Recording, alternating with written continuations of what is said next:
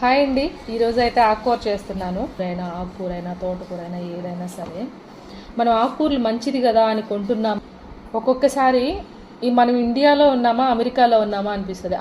ఎంత మొక్కలు ఇంత గట్టిగా మునక్కాయలాగా ఉన్నాయి. సీ గైస్,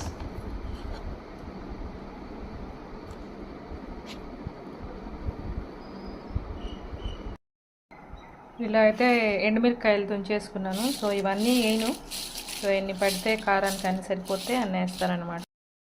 తాలింపు గింజలు వేసుకుందాము. సో తాలింపు గింజలు అంటే తెలుసు కదా మీకు.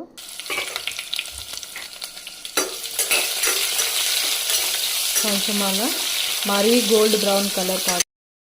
ఇప్పుడు ఆకుకూర అయితే పెట్టేసుకుందాము. ఇది కొంచెం ముదురుగా ఉంది కాబట్టి మనం విజిల్ పెడతాం, లేదంటే మామూలుగా ప్లేట్ పెడితే సరిపోతుంది, ఉడికిపోతుంది.